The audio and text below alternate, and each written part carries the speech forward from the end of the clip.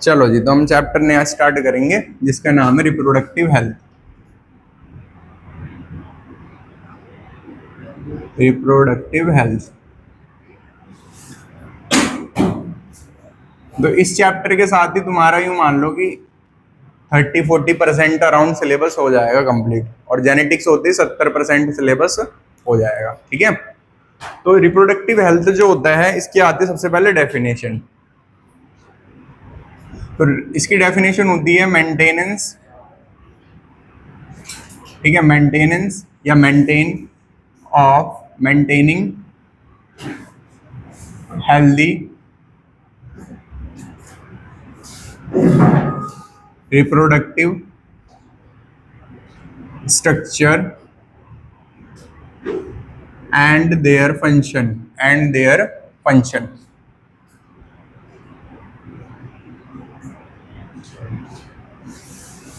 तो healthy reproductive structure को maintain करना, ठीक है, हेल्दी रिप्रोडक्टिव स्ट्रक्चर को मेंटेन करना और उसके फंक्शन को मेंटेन करना, ये कहलाता है रिप्रोडक्टिव हेल्थ। ये होगी इसकी डेफिनेशन। अब जो रिप्रोडक्टिव हेल्थ होता है वो WHO के अकॉर्डिंग क्या होता है, ठीक है। तो according to WHO reproductive health का मतलब होता है, तो according to WHO socially, mentally, physically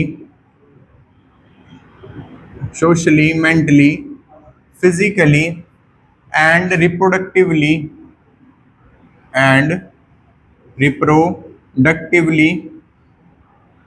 well being को हम हेल्दी कहेंगे, हेल्दी। ठीक है, तो जो person socially, mentally, physically, reproductively well being होगा उसे हम क्या कहेंगे, हेल्दी कहेंगे। ठीक है, तो सोशली का मतलब क्या होगा भाई, आस पड़ोस में लोगों से कैसा व्यवहार करते हो, मेंटली पागल तो नहीं हो, फिजिकली स्ट्रांग तो हो, है ना, हाथ पैर टूटे तो नहीं है, बीमार तो नहीं हो, और रिप्रोडक्टिवली जो रिप्रोडक्टिव ऑर्गन है वो मेंटेन है या नहीं है, उनमें कोई बीमारी है या नहीं है, तो इसे हम कहते हैं वेलबींग को हम हेल्दी कहेंगे इन सब फैक्टर्स में according to world health organisation. ठीक है, नेक्स्ट आया प्रोग्राम्स। तो गवर्नमेंट ने कुछ प्रोग्राम्स लॉन्च करे, ठीक है, गवर्नमेंट ने कुछ प्रोग्राम लॉन्च करे for reproductive health, programs for reproductive health. तो गवर्नमेंट ने कुछ प्रोग्राम लॉन्च करे for reproductive health which tell us, जो हमें बताते हैं, which tell us about previous condition of India and present. ठीक है, जो हमें बताते हैं कि पहले के टाइम पे रिप्रोडक्टिव हेल्थ पे कैसे ध्यान दिया जा रहा था और अब उसमें क्या सुधार है। तो एक एनसीईआरटी का क्वेश्चन आता है,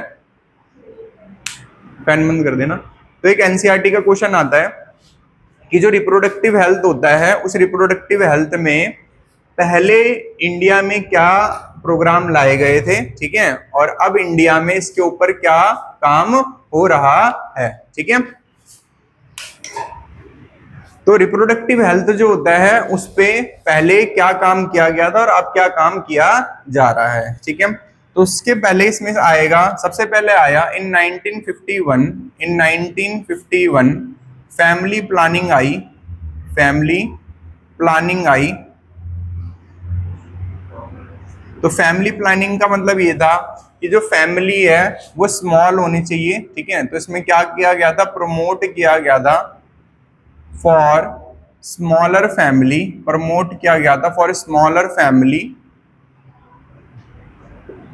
यहाँ पे 1951 में फैमिली प्लानिंग आई जिसमें प्रमोट किया गया था किसको, स्मॉलर फैमिली को एंड रिप्रोडक्टिव हेल्थ को, कि उसको कैसे मेंटेन किया जाए, एंड रिप्रोडक्टिव हेल्थ को।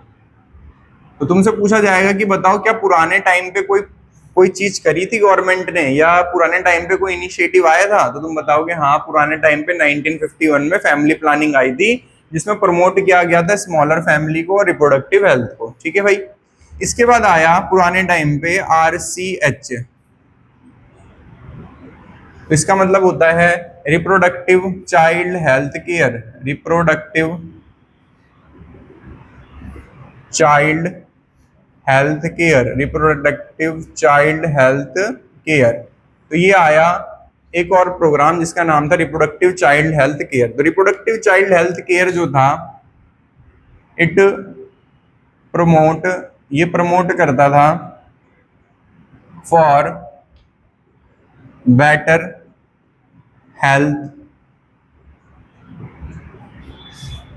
For better health for child and mother. ठीक है। तो ये प्रमोट करता था कि कैसे अच्छी हेल्थ रखी जा सके मदर और चाइल्ड की। ठीक है। तो मदर और चाइल्ड की अच्छी हेल्थ कैसे रखी जा सके कि जब वो प्रेग्नेंट है तो उसे प्रॉपर दवाई मिल सके, डिलीवरी के टाइम पे मेडिकल फैसिलिटी मिल सके, डिलीवरी के बाद प्रॉपर खाना मिल सके, ठीक है, दवाइयाँ प्रॉपर मिल सके, केयर प्रॉपर मिल सके, कोई कॉम्प्लिकेशन हो तो उसके लिए एक्सपर्ट डॉक्टर्स हों, तो ये सब चीजें जो हैं उनको मिल सके। इसलिए यहाँ पे इस चीज को क्या करा गया, प्रमोट किया गया। तो दो चीजें मैंने बताई यहाँ पे।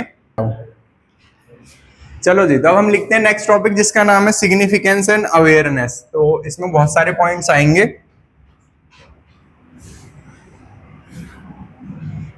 कोई आया बच्चा? अवेयरनेस या सिग्निफिकेंस? अवेयरनेस या सिग्निफिकेंस ऑफ रिप्रोडक्टिव हेल्थ।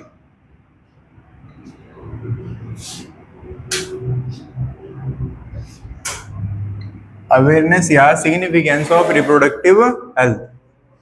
ठीक है।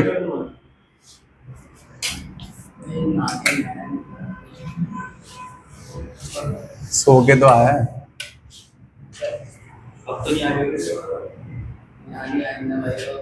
पढ़ते हैं। तो फर्स्ट पॉइंट होता है एंकरेज करना सेक्स एजुकेशन इन स्कूल। तो encouraging sex education in schools. तो ये पहला अवेयरनेस और सिग्निफिकेंस रहा। किस लिए किया जाए encourage? To give right information, to give right information, to give right information to young minds, to young minds.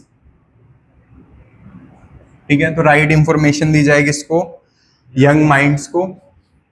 Next इसी में ही आएगा प्रॉपर इंफॉर्मेशन दी जाए किस किस चीज के बारे में। तो प्रॉपर इंफॉर्मेशन हो यंग माइंड्स को अबाउट। तो देखो भाई, सबसे पहले टेस्टिस जो होता है वो क्या होता है, रिप्रोडक्टिव ऑर्गन। क्या होता है? तो reproductive organ, reproductive organ. Reproductive organ जो होता है वो जब हार्मोन रिलीज करता है तो उस स्टेज को कहते हैं प्यूबर्टी। क्या कहते हैं? प्यूबर्टी। तो बच्चे को रिप्रोडक्टिव ऑर्गन के बारे में पता होना चाहिए, प्यूबर्टी के बारे में पता होना चाहिए, और प्यूबर्टी में जो बॉडी में चेंज आते हैं उसे क्या कहते हैं? Secondary sexual characters. तो बच्चे को मैंने इसलिए ऑर्डर में लिखा ताकि तुम्हें याद रहे, ठीक है, रिलेट कर पाओ कि रिप्रोडक्टिव ऑर्गन जब हार्मोन प्रोड्यूस करेगा तो प्यूबर्टी, और प्यूबर्टी में जो चेंज आएगा उसे कहेंगे सेकेंडरी सेक्सुअल कैरेक्टर। तो प्रॉपर इंफॉर्मेशन हो रिप्रोडक्टिव ऑर्गन के बारे में, प्यूबर्टी के बारे में एंड सेकेंडरी सेक्सुअल कैरेक्टर के बारे में। ठीक है। और बच्चे को पता होना चाहिए किसके बारे में? Safe and hygienic, safe and hygienic sexual practices, sexual practices. तो इसका मतलब होता है कि बच्चे को ये पता होना चाहिए कि किस तरीके से सेक्सुअली ट्रांसमिटेड डिजीज को रोका जा सकता है। Means about STDs. ठीक है, जिसे हम अब कहते हैं एसटीआई, जिसे हम क्या कहते हैं? एसटीआई। तो एसटीडी का मतलब होता था सेक्सुअली ट्रांसमिटेड डिजीज, तो इसका नाम हो गया sexually transmitted infection, sexually transmitted infection, तो सब इन्फेक्शन कहते हैं, ना कि डिजीज कहते हैं, ठीक है। तो सेक्सुअली ट्रांसमिटेड इन्फेक्शन। तो यहाँ पे फर्स्ट पॉइंट है एंकरेज करना सेक्स एजुकेशन इन स्कूल, ताकि राइट इंफॉर्मेशन दी जा सके इसको यंग माइंड्स को about reproductive organ, puberty, secondary sexual character, और वन वर्ड में बोला जाए तो STI, ठीक है। तो इन चीजों के बारे में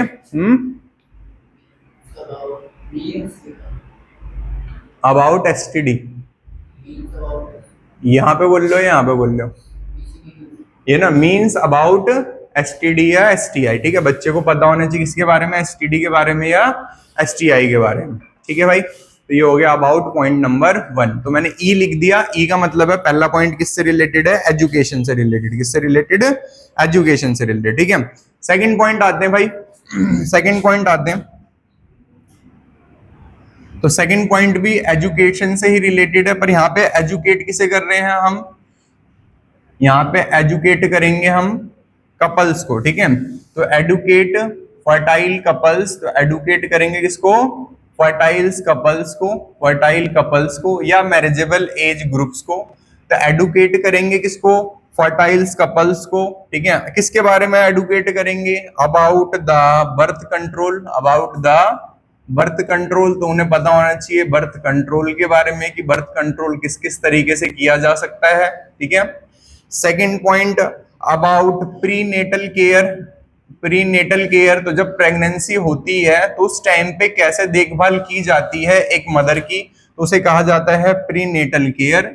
और जब प्रेगनेंसी के बाद डिलीवरी हो जाती है तो कैसे देखभाल की जाती है उसे कहते हैं पोस्ट नेटल केयर। तो प्रेगनेंसी से लेकर डिलीवरी तक को कहा जाता है प्री नेटल केयर, और डिलीवरी के बाद को कहा जाता है पोस्ट नेटल केयर कहा जाता है, ठीक है। तो यहाँ पे एडुकेट करना फर्टाइल कपल को बर्थ कंट्रोल के बारे में, प्री नेटल केयर के बारे में, पोस्ट नेटल केयर के बारे में, और ब्रेस्ट फीडिंग के बारे में कि उससे क्या फायदा होता है और उसको ना किया जाए तो क्या नुकसान होता है, ठीक है। तो ये हो गया अबाउट, और ये दोनों को पता होना चाहिए, मेल को भी पता होना चाहिए और फीमेल को भी पता होना चाहिए कि प्री नेटल केयर कैसे होती है, पोस्ट नेटल केयर कैसे होती है, कौन सी चीज ज्यादा खानी, कौन सी चीज कम खानी है, एक्सरसाइज करनी नहीं करनी, ये सब चीजें पता होनी चाहिए। बहुत फीमेल्स क्या होती हैं, वो इसको एज अपॉर्चुनिटी मानती हैं कि अब तो प्रेगनेंसी हो गई, अब हमें बस आराम करना है, ठीक है। पर वो उल्टा नुकसान करती हैं अपना, ठीक है। जितना बॉडी फ्लेक्सिबल रहेगी उतना डिलीवरी में क्या होगा, इजी होगा, ठीक है। और जितना बॉडी सेडेंटरी होगी उतना डिलीवरी में क्या होगा, दिक्कत होगी। तो यहाँ पे सेकंड पॉइंट भी किससे रिलेटेड है, एजुकेशन से रिलेटेड है, ठीक है। पहला भी एजुकेशन से रिलेटेड था, दूसरा भी एजुकेशन से रिलेटेड है, ठीक है। क्लियर हो गया भाई, हो गया। थर्ड पॉइंट पे चले।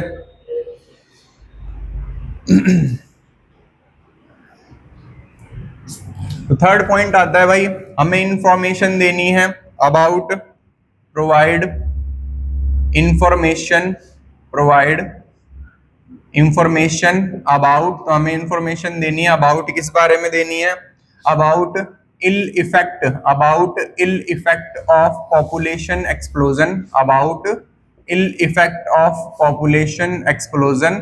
तो जो पॉपुलेशन बहुत जल्दी जल्दी बढ़ती है तो उसे कहा जाता है population explosion.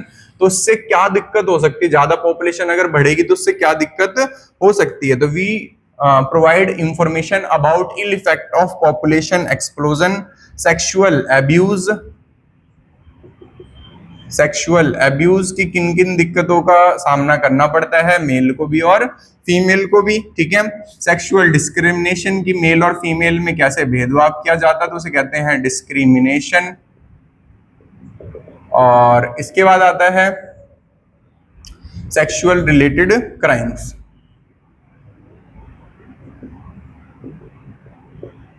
Sexual related crimes. तो यहाँ पे तीनों चीजें अलग अलग हैं। एब्यूज में कई चीजें हो सकती हैं कि तुम जहां जा रहे हो, पढ़ने जा रहे हो, रास्ते में जा रहे हो, वहां पे कोई छेड़ाछाड़ी कर रहा है, कोई पॉइंट कर रहा है कुछ ना कुछ, तो वो सेक्सुअल अब्यूज में आ सकता है, ठीक है, परेशान करने में आ सकता है। डिस्क्रिमिनेशन में घर से रिलेटेड आ सकता है, ठीक है, या सोसाइटी से रिलेटेड आ सकता है कि मेल फीमेल में क्या किया जा रहा है, भेदभाव किया जा रहा है, तो डिस्क्रिमिनेशन आएगा। रिलेटेड क्राइम में कई चीजें आ सकती हैं कि जैसे फीमेल्स को बोला जाता है कि तुम अकेले मत जाओ, बहुत ज्यादा रात को मत जाओ, क्योंकि जो लोग हैं हो सकता है कि कोई नशेड़ी गंजेड़ी घूम रहे हो गाड़ी लेके, भाई किसी को खींच लें, ठीक है, या तो उससे इंजरी हो जाए या कुछ और भी चीजें हो सकती हैं। कॉलेजेस में बोला जाता है कि अननोन लोगों से इंटरेक्ट ना करें बस में, मेट्रो में, क्योंकि जो फीमेल्स होती हैं वो इंटरेक्ट करती हैं नई फीमेल से, उनको इंटरेक्ट करके अपने सर्कल में लेके आती हैं, ठीक है। और ये भी ऐसा होता है, फीमेल्स जो होती हैं जो बाहर से आई होती हैं दिल्ली से, वो ज़्यादा जल्दी अट्रैक्ट हो जाती हैं कि हमें कोई रिच फैमिली की फीमेल हमें अप्रोच कर रही है या हमें इनडायरेक्टली मिल गई है, वो दोस्त बन गई है। फिर क्लब जा रहे हैं, दारू पी रहे हैं, नशा कर रहे हैं और वहां से उनको नशे की आदत लगा देते हैं और फिर उनको दूसरी चीजों में इंडल्ज कर देते हैं। तो ये भी बहुत कॉमन होता है कॉलेजेस में, मेडिकल इंजीनियरिंग कॉलेज में बहुत कॉमन हो जाता है। जब तुम जाओगे तो तुम्हें धीरे धीरे नॉलेज मिल जाएगी इस चीज की भी कि हाँ ऐसी चीजें भी हो रही हैं। आगे बढ़ते हैं यहाँ पे फोर्थ पॉइंट पे। तो फोर्थ पॉइंट आता है यहाँ पे provide medical facility, provide medical facility. तो प्रोवाइड मेडिकल फैसिलिटी,